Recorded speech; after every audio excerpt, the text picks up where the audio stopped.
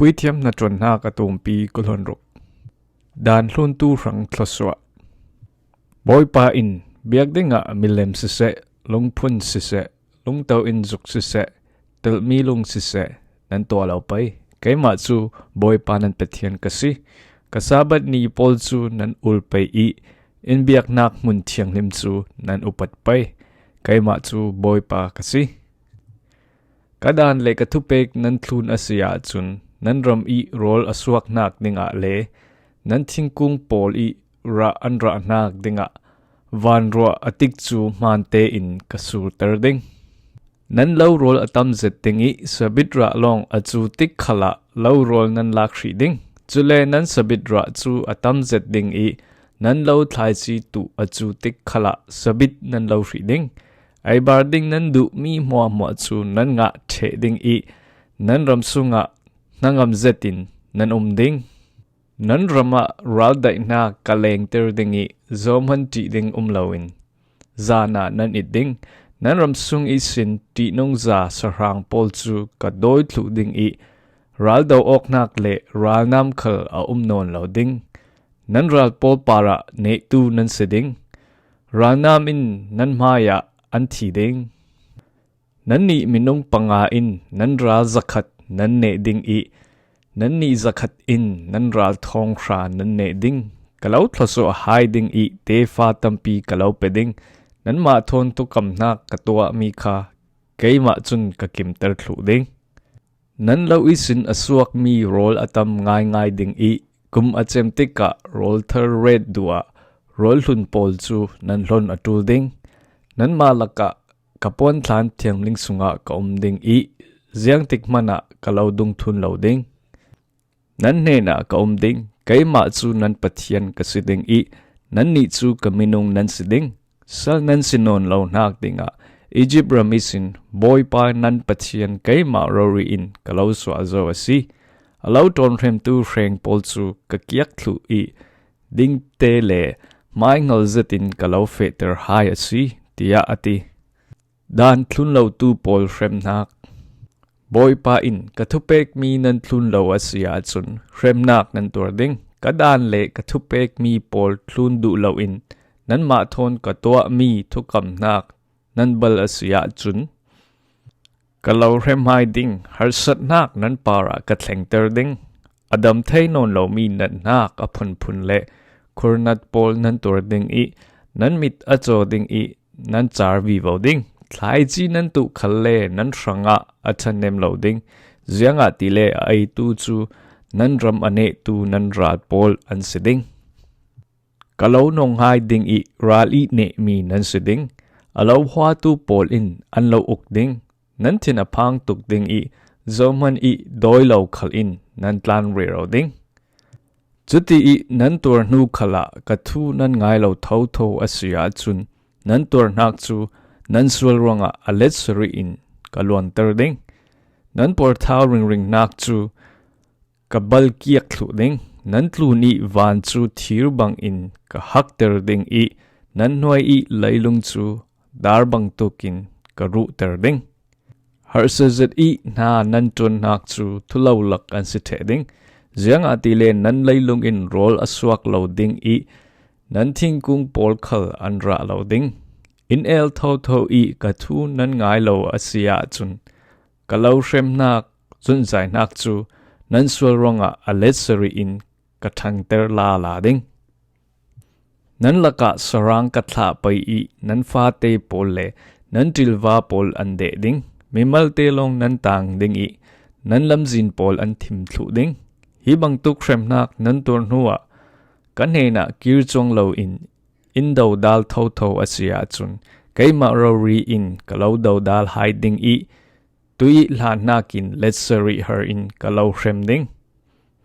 Katukam nak nan bal siat ronga. Pulam nak ral nan para katlung ter tika.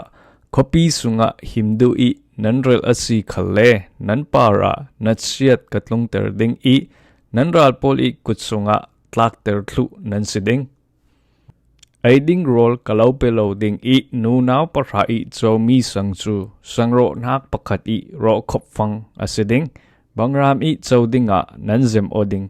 asina in nan chau mi mo nan ei the tika nan ril arong thau ding hi bang tuk thremnak mo nu khala ka thu nan ngai lo I indo dal thau lai asia chun ka thin heng in na pi in kalau to hiding I nan par I thremnak chu nan sual ronga aletsari in kalon ter ding nan ril rong toka nan sung suak nan fanu le nan fa parori man nan ai ding tlang para nan sakmi biak in pol chu ka siat su atlu ding nan rimui urnak biak theng pol khal kabal thlu ding I nan milem aril mi pol I para nan ruak pol chu ka thon ding ka ranga fi nungza nan siding I nan khopi pol chu ka siat su atlu ding nan biakin pol kabal siat thlu ding I nan pek mi thoinak pol khal ka sang du non lo ding nan ram ka siat su azia chu anasa tuk ding I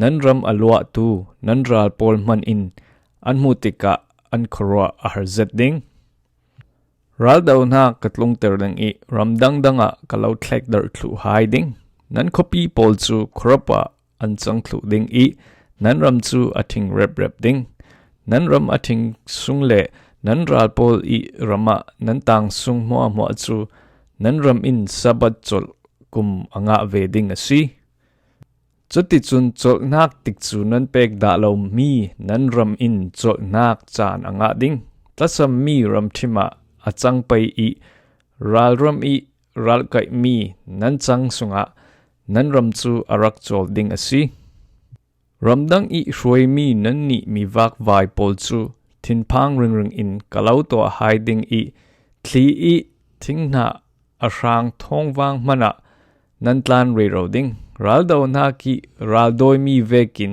nan tlan ding I nan kiang kapa ral an lo na in nan ril re ro ding zomani an lo doi lo mana pakhat le pakhat para nan ba nan ril ding I nan ral ziang vek man nan dau thei lo ding ral ram I nan sunga nan thiding nan ral pol I leilung in alo dot thlu hiding atang sun pani khat nan khal le nan ma I sualnak le nan pupa I sualnak ronga nan chemral thau ding sikal selan nan te sin fa pol chu an sualnak an phong ding an ma I sualnak long silo in ka thu in ngai lo tu le I dau dal tu an pupa pol I sualnak pol tla an phong ding chuti in an pupa pol an sual ronga kanong hai I an ral pol I rama ral kai mia ka changter ane tabi ka nan te sin fa pol an sual rong I hremnak an tur nu an thinlung anem tika kami phun pol kanan ram pek dinga Jacob Isaac le Abraham nen I katukam nak chu ka thei sal pai I ka kim ter sal ding sikal sela masabi ka chun hiram in chol nak nga thei nak dinga ramsung minung pol chu hiram an so asan ta atul asi chule kathupek mi le kadan pol an nong ronga harsat nak phun kim an tor hrim atul asi chuti in asina in raram sungi an sung mana chun katlan san thlu hai lo ding I kasiat su thlu phone lo ding chuti I siat su thlu ngai an sia chun an ma thon katukam nak chu achem thla ro reading asisi keima chu boy pa an pachian kasi keima chu boy pa an pachian ngai kasi nak dinga mi phun dang I mit mua kau ham swataratin Egypt ram isin ka swatar hai laya an pu pa pol thon katwa mi thukam chu ka thei sal ding asi tia ati hidan pol le thupek mi pol chu Israel mi phun ranga Sinai tlang para boy pa in Moses nen I apek mi an si Puithiam Hnatuannak atum pi kulhunruk